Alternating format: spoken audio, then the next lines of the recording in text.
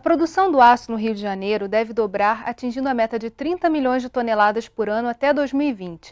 Esse crescimento é fruto dos investimentos do setor privado e da crescente demanda em função das obras para os grandes eventos, da exploração de petróleo e gás e do crescimento da construção civil. O Rio em Foco está no ar.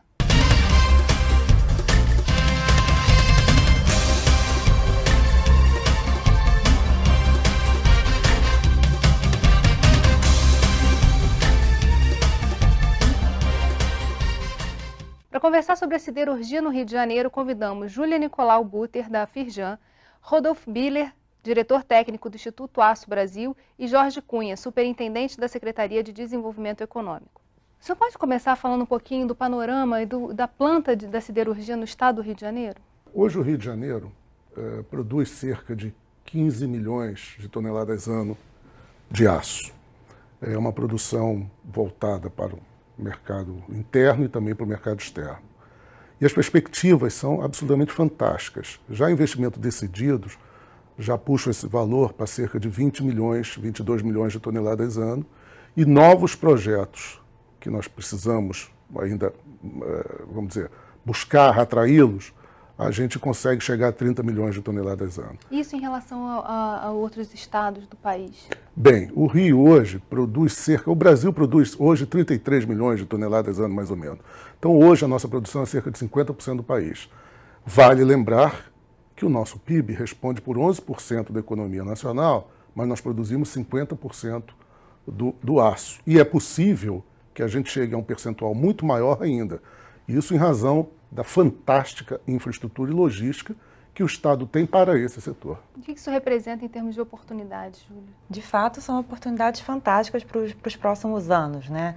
Todos os investimentos em construção civil que nós estamos observando que vão se intensificar com o fato de estar sediando os grandes eventos, sediar grandes eventos esportivos, com o movimento provocado pelo pré-sal, pela exploração de petróleo e gás, com a consolidação do polo automotivo também no sul fluminense. Tudo isso reforça o estado do Rio de Janeiro como capital mundial de oportunidades e traz muitas oportunidades, de fato, para o setor da siderurgia, de fato. Os setores que estão em grande expansão no estado são setores bastante intensivos em uso de aço.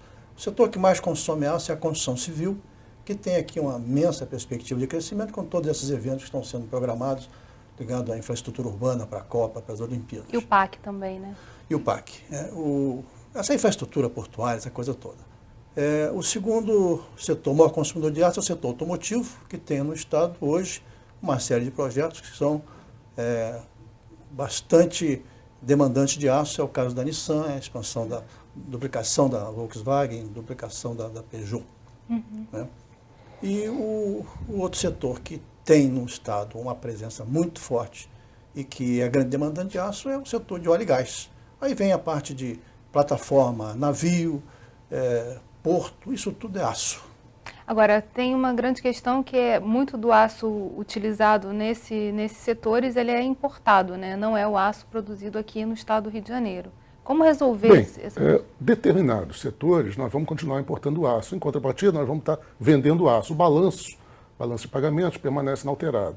Alguns setores é possível viabilizar projetos de aço aqui para o Rio de Janeiro. Outros não.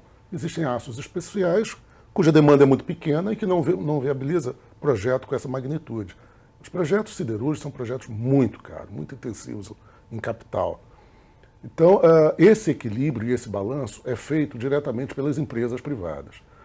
A gente está vendo com muito bons olhos a viabilidade de alguns produtos de aço que já são fabricados hoje com aço da Cosipa, em São Paulo, passarem a ser fabricados com aços produzidos no Rio de Janeiro, em razão aí dessa fusão, dessa associação de capital entre a Uzi Minas e a Térnio. A Térnio tem um grande projeto para o Rio de Janeiro, que é possível que essas placas produzidas pela Térnio se transformem em aços para o mercado local. Essa questão da produção local, realmente o Estado aqui, o grande crescimento que ocorreu recentemente foi no modelo de produção de placas para exportação, né? Não necessariamente para consumo local. Mas isso, do ponto de vista não só do Estado, como do país, é um investimento extremamente atrativo. Você está agregando valor, em vez de exportar um minério de 130, 140, está exportando uma placa de $600. Isso é geração de emprego, é geração de renda para o Estado, para o país. E a questão da infraestrutura? É um setor que demanda muito a infraestrutura para escoamento dessa produção. Como está o Rio de Janeiro? Essa infraestrutura está caminhando junto com o crescimento do setor? Geisa, alguns projetos, esses já instalados, eles se instalaram porque a infraestrutura já existia. É o caso da CSA, que acabou de se instalar, que escolheu aquele terreno em razão da infraestrutura já existente ali. E ela proximidade do porto. E ela optou por ter o porto próprio. Porque, na verdade, o Estado, à época, ofereceu 3 terrenos. 2 ela teria que utilizar as instalações do porto de Itaguaí. E este terceiro, que foi escolhido por ela, pelo grupo alemão, foi uma decisão dela. Optou por construir seu próprio porto. Foi uma decisão inteligente. Mas já tinha a infraestrutura toda ali da malha ferroviária, malha rodoviária e tal. O projeto da Ternium se viabilizou graças a uma infraestrutura nova, que foi a Mineroduto. E agora, a ampliação dele só será viável com, aí sim, com uma infraestrutura que é serviço de trem, serviço ferroviário, até lá viabilizando, porque o Mineroduto não tem volume para a segunda etapa da Ternium. Só através do trem para o Porto do Açu que será viável a implantação da Ternium. Enfim, mas existem outros terrenos com infraestrutura capazes de receber novos projetos. De fato, a infraestrutura do Estado do Rio, a percepção é de que ela vem caminhando junto com todos os empreendimentos, não só siderúrgicos, mas em especial com eles, porque eles demandam de infraestrutura não só para escoamento da produção e, eventualmente, importação de matéria-prima, mas para locomoção também de trabalhadores. Você precisa locomover pessoas até essas indústrias. Então, o que se observa é expansão, ampliação de rodovias, reconstrução de trechos ferroviários, ampliação de portos, construção de novos portos, aeroportos também. Então, existe um movimento em torno da expansão da infraestrutura logística que, sem dúvida, servirá de suporte, apoio a esses empreendimentos já existentes e a atração de novos empreendimentos, tanto na siderurgia como em outros também correlatos. Essa questão da infraestrutura já foi mencionada, é básica, porque a produção de aço ela é muito demandante de infraestrutura. Para produzir 1 tonelada de aço no modelo de usina que parte do minério, você movimenta 4 toneladas. Então, realmente, a infraestrutura é determinante da localização da usina, é determinante da competitividade da usina. De forma que o Estado do Rio, nesse aspecto, tem uma situação bastante privilegiada no contexto nacional. A questão ferroviária, as ferrovias que estão agora também no programa de investimentos para melhoria de capacidade, de eficiência.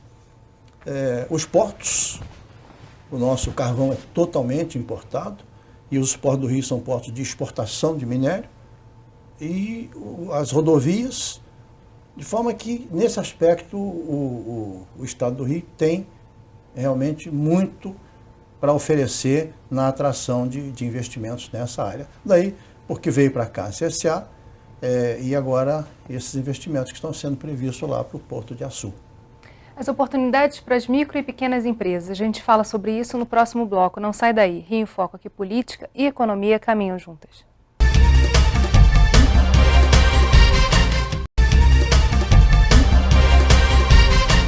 A Firjan analisou as condições para a inserção das micro e pequenas empresas na rede de fornecedores das indústrias siderúrgicas. E quais foram as conclusões do estudo? Analisando toda a cadeia do setor siderúrgico, você observa que existem setores que existe uma estrutura de oligopólio, que são setores que exigem produção em larga escala, mas que existe também um grande espaço para a inserção de micro e pequenas empresas, né? Por esse levantamento feito pelo sistema Firjan, foi possível avaliar que existem cerca de 55 atividades nas quais as micro e pequenas empresas podem ser fornecedores em primeiro grau de grandes siderúrgicos e 124 atividades nas quais elas podem ser fornecedores de segundo nível, ou seja, dois fornecedores de grandes indústrias, o que confere a elas um grande espaço como potenciais fornecedoras, né? E o que foi apontado nessa pesquisa é que as micro e pequenas empresas são bem avaliadas na sua prestação, principalmente na prestação de serviço, né? Mais até do que na produção e venda de insumos. Mas, de fato, existe uma demanda até reprimida por prestação de serviços de manutenção, serviços de fiscalização, na parte mecânica, elétrica, automotiva, enfim, existe um espaço muito grande para a ocupação de micro e pequenas empresas. Para ser só uma ideia, em 2008, quando esse estudo foi feito, a estimativa é que existe uma demanda de 400 milhões de reais para esse tipo de serviço prestado por micro e pequenas empresas. Hoje em dia, com investimentos ainda maiores, a percepção é de que essa demanda é, de fato, ainda maior. Como trabalhar políticas públicas para inserir essas micro e pequenas empresas na cadeia? Eu acho que a gente tem feito isso e com certo resultado. No caso específico da CSA, que é o último projeto que se implantou no Rio, aqui na região ali da Baía de Sepetiba, o Estado colocou uma exigência de que, para a concessão dos incentivos fiscais, a empresa teria que contratar no mercado local 500 milhões de dólares entre serviços e produtos, e compra de produtos. E o Estado tem acompanhado isso. O número, assim que a empresa começou, deu startup no seu processo, iniciou sua produção, o número, nosso número, que bate com o número deles, estava da ordem de 3 bilhões de dólares de produtos comprados no Rio de Janeiro. Serviços e produtos, processo, empresas de pequeno porte. Realmente, quer dizer, eu tive a oportunidade de acompanhar esse projeto desde o início.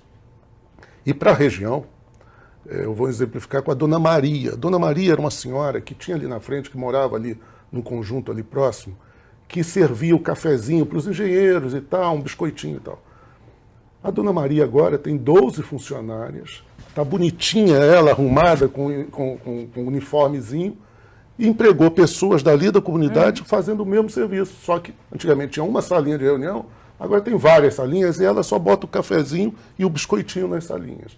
Quer dizer, então, para a região é um espetáculo, é uma microempresa, a Dona Maria, que se formalizou. Agora, na região tem uma série de empresas, aluguel de carro, fornecimento de manutenção de cercas e gramados. O tamanho daquela empresa é absurdo o tamanho. Então, os projetos e as oportunidades são fantásticas.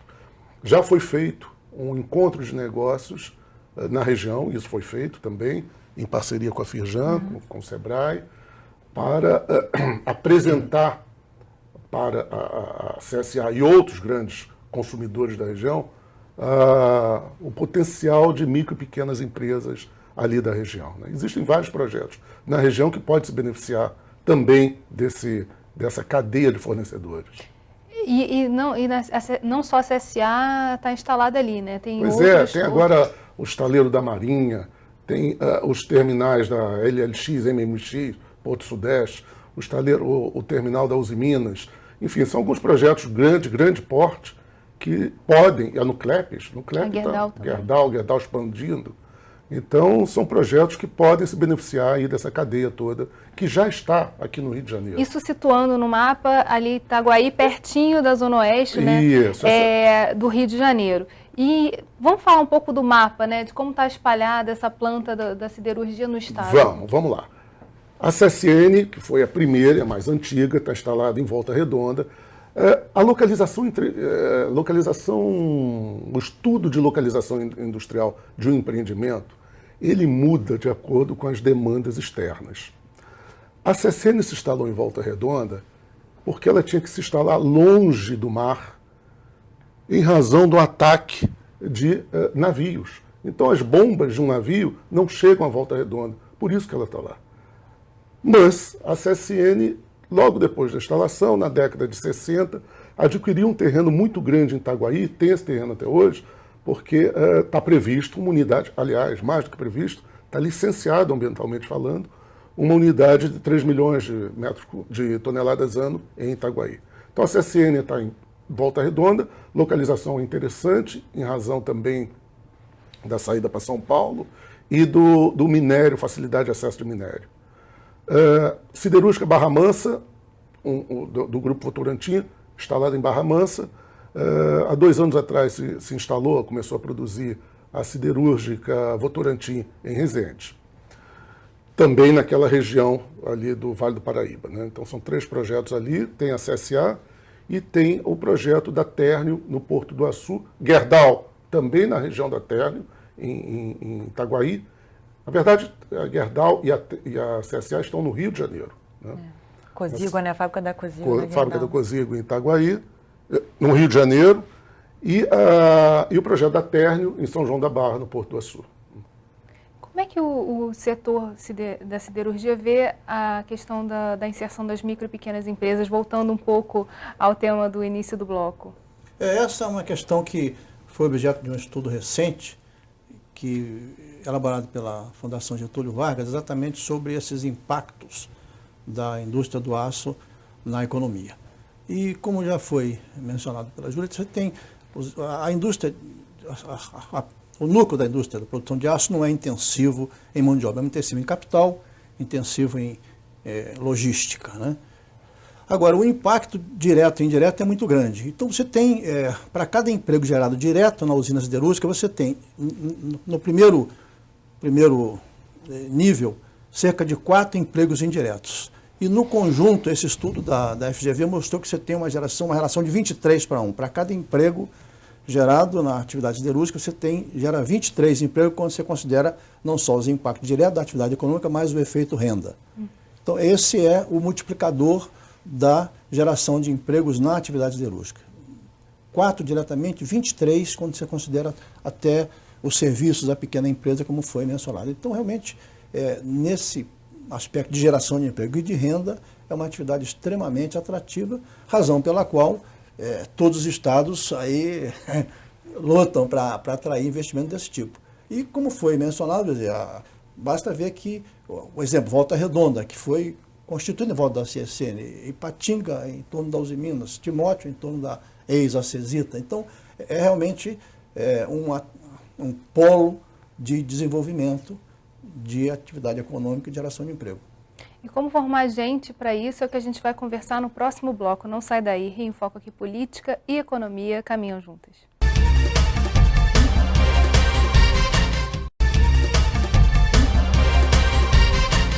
O diretor de Recursos Humanos da CSA conversou com a gente aqui no Rio em Foco sobre as dificuldades para a formação de mão de obra no setor siderúrgico. Vamos ver o que ele disse. Nós fizemos, segundo o próprio Senai diz, o maior acordo de 10 milhões de reais para formar em processo siderúrgico pessoas sem experiência em siderurgia, mas um curso montado na Alemanha pela Thyssen, a 4 mãos com o Senai. Foram professores do Senai para lá e vieram os alemães para cá, montamos um curso de processo completo siderúrgico, são 11 módulos, curso de 4 meses. E nós vamos buscar candidatos, alunos. O Senai buscou candidatos, eu diria, eu preciso de 1.200, 600 agora para poder entrar na base da pirâmide da área de produção, conhecendo o processo siderúrgico, mas eles vão fazer carreira lá dentro, e 600 fica como banco de dados, e o mercado está disponível também, quem tiver interesse, nós pensamos mais no social nesse aspecto de dar oportunidade para a pessoa, qualificar a mão de obra. E fomos discutir a nota de corte do teste de matemática e português de 2º grau. Eu diria até que não é nem matemática, é aritmética, porque o curso era muito básico. Aí o professor do Senai falou assim, a nota de corte vai ser 6. Eu falei, mas como 6? Na faculdade normalmente é 7, se a gente está fazendo um curso, eu vou pagar um salário mínimo para o aluno estudar durante o curso dele, vou pagar a bolsa, pagar tudo, podemos apertar um pouco na nota. Ele falou, que nota você esperaria? Eu falei, no mínimo 8. Para ter 8, para eu treinar esses 1.000 que você está querendo, eu preciso ter no mínimo 30 mil candidatos. Aí ele me convenceu a ficar no 6. O único critério que nós restringimos foi assim, preferencialmente Zona Oeste, do entorno imediato ou mediato da CSA, que são compromissos com o governo, com o próprio governo, e faz sentido. De 9.300 candidatos, teve 1.105 aprovados. Então, assim como a CSA, assim, o setor como um todo deve sofrer desse problema. Como formar pessoal para atuar no setor siderúrgico, já que é um setor que tem tanta oportunidade aí pela frente? O Sistema Firjan, naturalmente, por meio do Senai, tem promovido uma série, há anos, né, já promove uma série de cursos de capacitação e, recentemente, tem promovido cursos customizados, digamos assim, né? Como o próprio diretor da CSA falou, o Senai foi à Alemanha identificar quais eram as necessidades da CSA em termos de capacitação e currículo necessário para os técnicos e estruturou um curso totalmente voltado às necessidades da empresa. O mesmo está acontecendo, por exemplo, lá no Porto do Açu também, que foi fechado um acordo também com esses para capacitação no setor naval. Mas, especificamente no setor siderúrgico, existe uma série de cursos de soldador, eletricista, curso na área de automação que o Sistema Firjan oferece e vem ampliando, né? E nesse sentido continuaremos ampliando dado a demanda do setor. Por outro lado, o Estado pode atuar e tem atuado na região onde se implantam esses projetos com sua rede de CVTs, FATEC, de tal forma a permitir que aquela população que não será o primeiro nível comentado aqui de emprego dentro da empresa, ela poderá prestar serviços adequados para atuar na empresa, né?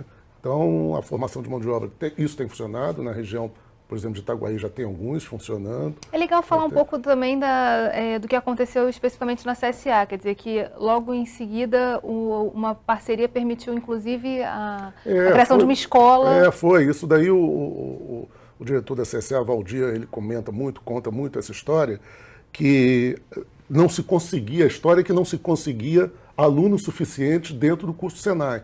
E quando foi se estudar o porquê, é porque a região não tinha segundo grau, não tinha, os estudantes não conseguiam chegar na escola profissionalizante por falta de segundo grau.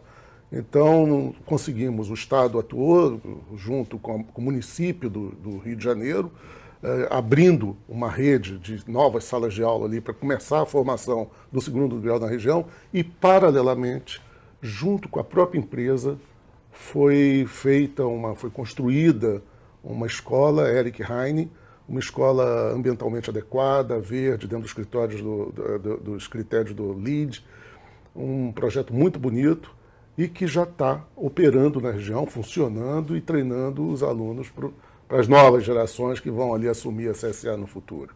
Um projeto de crescimento da magnitude desse que está acontecendo aqui no estado do Rio, essa questão de recurso humano qualificado é um problema que vai persistir por algum tempo.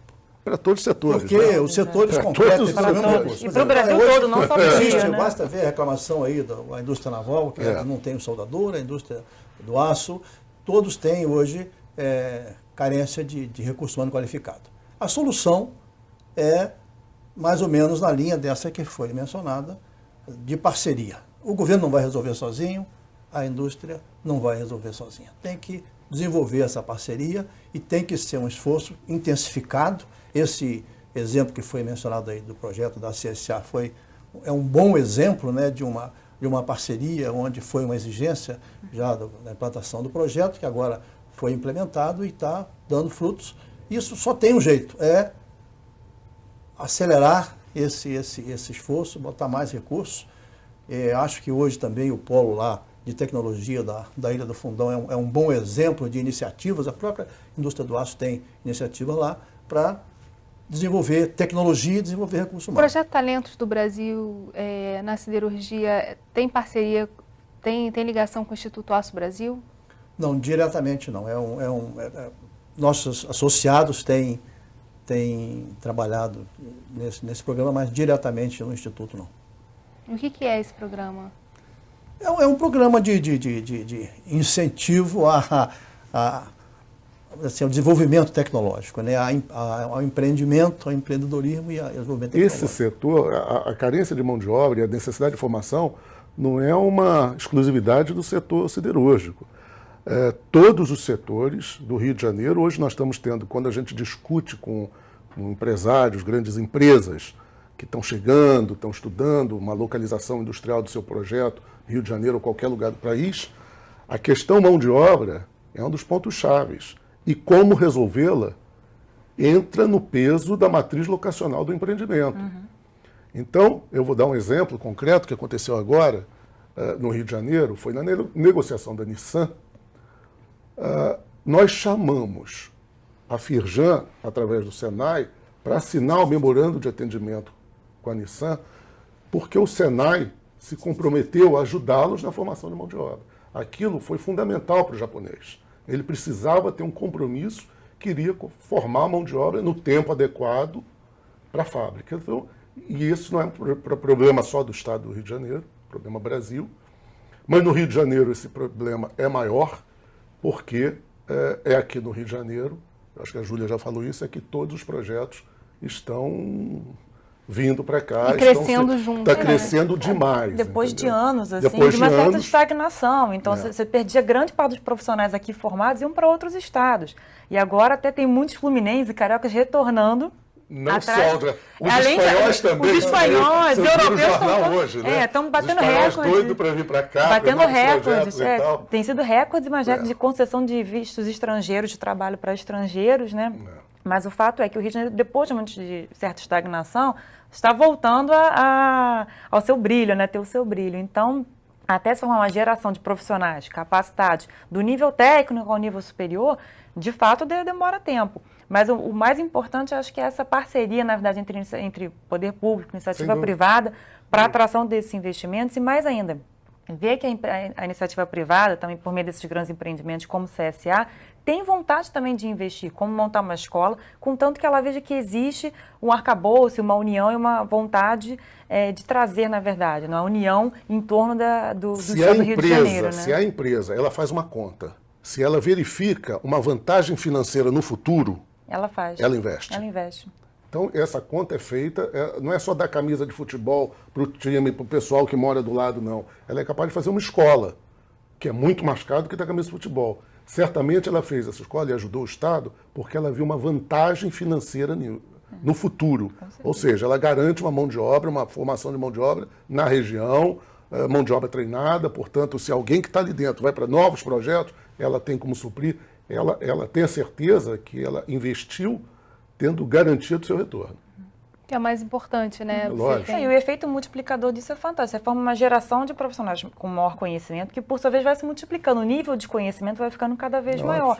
Na medida em que determinada localidade, a população, eleva o seu nível de escolaridade, naturalmente aquela região se torna beneficiada, inclusive nos índices de desenvolvimento, né? A parte de educação, saúde. Então, tudo isso se reflete em benefícios sociais. Olha, Geisa, também. eu acho que para mim o ponto-chave de um país, eu trabalho na área de desenvolvimento há muitos anos, há 34 anos. Se você me perguntar qual é o fator-chave, a infraestrutura, não, é a educação. O fator educação, a questão educação, é a chave para o desenvolvimento de uma região. Entendeu? Então, a gente aposta muito nisso. A gente faz vários programas e aqui tenta retratar todas as áreas, os setores da economia, e a gente sempre bate nessa questão da educação. Né? Na verdade, acho que a educação faz parte de infraestrutura, né? Faz parte da infraestrutura, ela é o pilar da infraestrutura também. Se você tem logística, você não tem educação, se você não tem aquela pessoa para operar, o técnico em logística, o que adianta você ter infraestrutura se você não tem o técnico, né? Então... E focando na CSA, por exemplo, a CSA, a Gerdau estão ali na região... no Porto de Itaguaí, mas estão no Rio de Janeiro, na Zona Oeste, numa área que é uma área considerada pobre da cidade, que tem uma infraestrutura assim, ruim na questão dos transportes, por exemplo. Essa modificação dessa infraestrutura é levada também com o desenvolvimento das empresas, desses grandes empreendimentos? Óbvio, claro. A CSA teve muita dificuldade na sua implantação, porque, por exemplo, a BR-101 ali na frente ainda não estava duplicada. O arco rodoviário, o arco metropolitano, vai mudar um pouco esse perfil, essa característica ali da região. A demanda de infraestrutura para ali rodoviária. É óbvio que a questão de infraestrutura rodoviária, a questão de acessibilidade, tem um peso fundamental, entendeu? E essa é uma preocupação constante do poder público, porque é a área mais deprimida economicamente do município, e é a área que hoje está recebendo os maiores investimentos privados.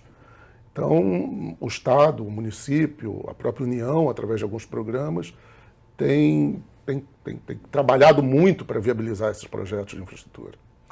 A siderurgia e o meio ambiente são os assuntos do próximo bloco. A gente volta já. Rio em Foco aqui, política e economia caminham juntas.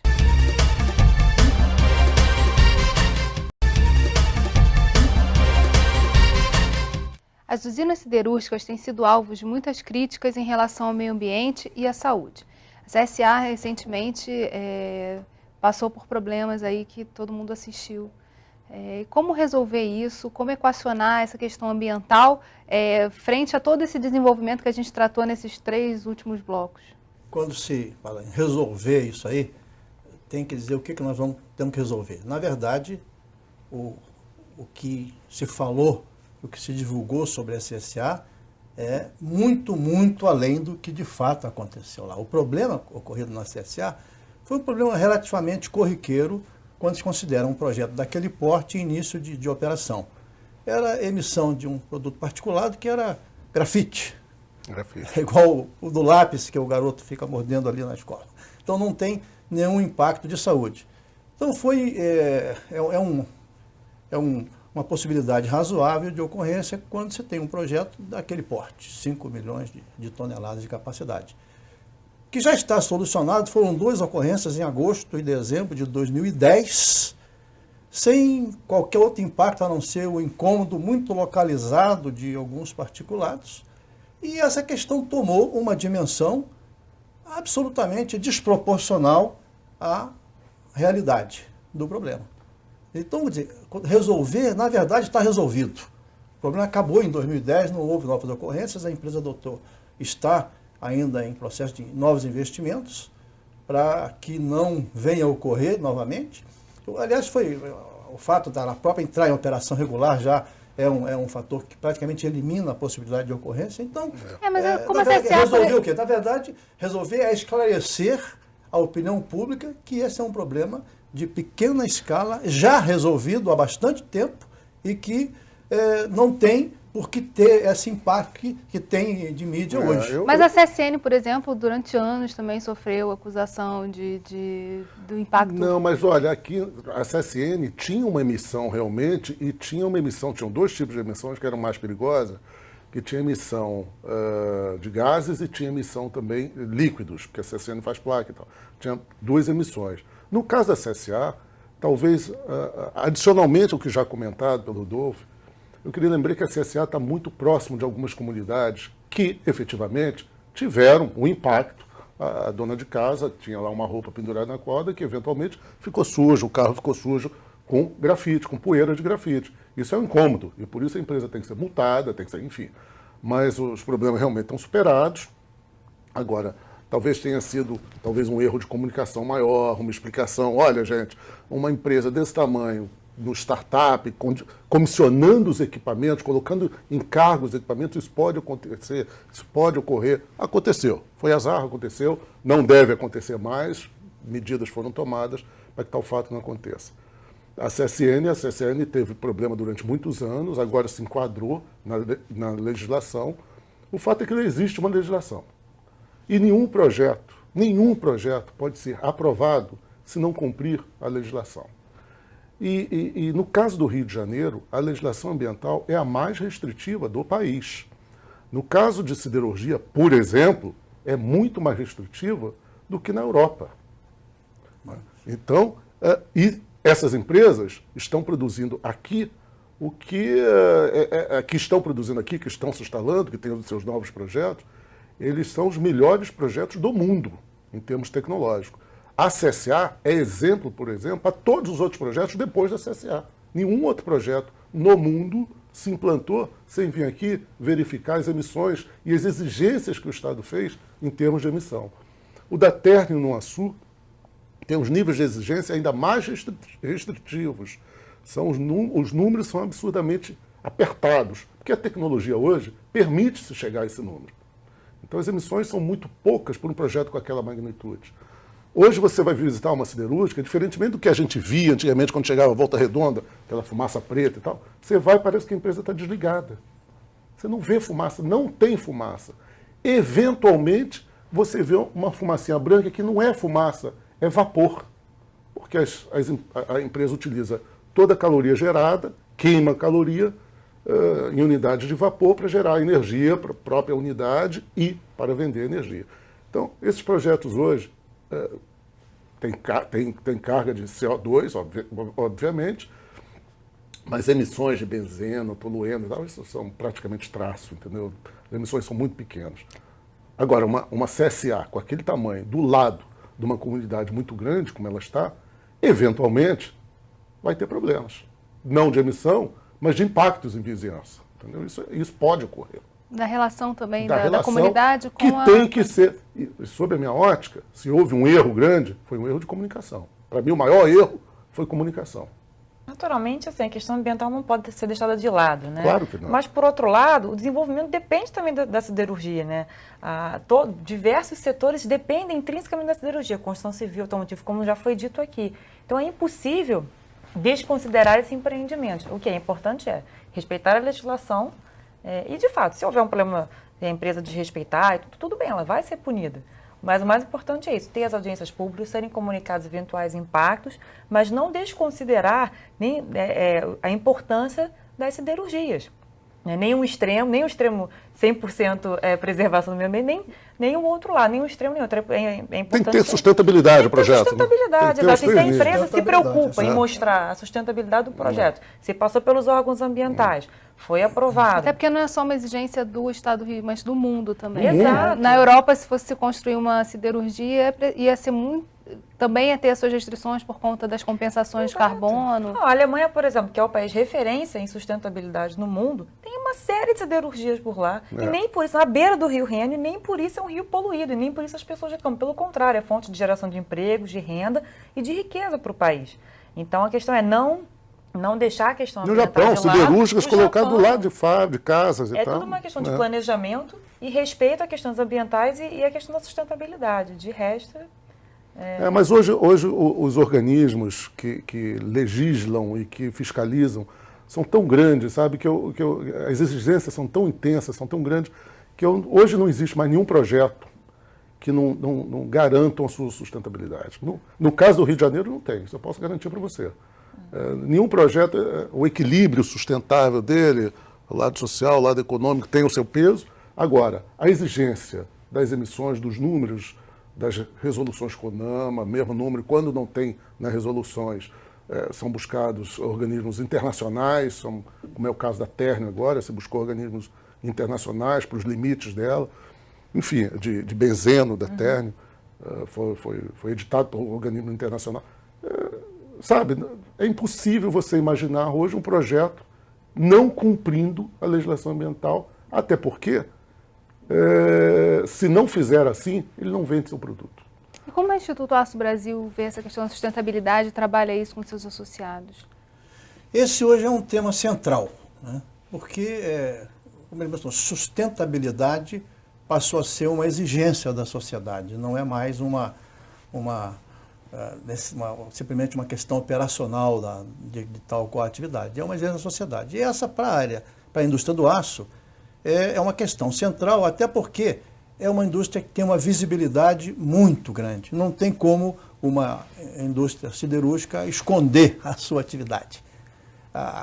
Basta ver o exemplo aqui da CSA, a comunidade em torno, as cidades que têm Volta Redonda vivem em torno de uma siderúrgica, Ipatinga, o Timóteo e tantas outras lá em Cubatão. Então é uma atividade que tem um impacto grande pela sua escala e tem uma visibilidade muito grande. Então, quer dizer, qualquer problema, ainda que tenha pouca expressão em termos de danos ambientais, é muito visível pela alta concentração, repercute muito.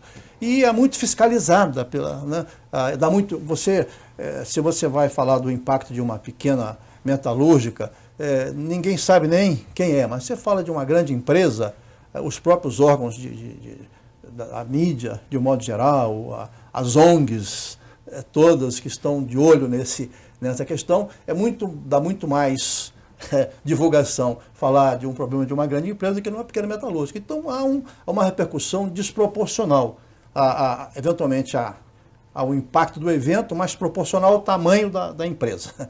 É um pouco essa a questão. Infelizmente, nosso programa está chegando ao fim. Queria agradecer o Jorge, Júlia, Rodolfo e a você que ficou com a gente até agora. O Rio em Foco é o programa do Fórum Permanente de Desenvolvimento Estratégico do Estado. Para acompanhar os nossos debates, acesse a nossa página na internet ou as nossas redes sociais. Você também pode assistir esse programa no site www.rioemfoco.rj.gov.br e pelo www.tvalerj.tv. TV Alerj, o canal do povo fluminense. Até a próxima.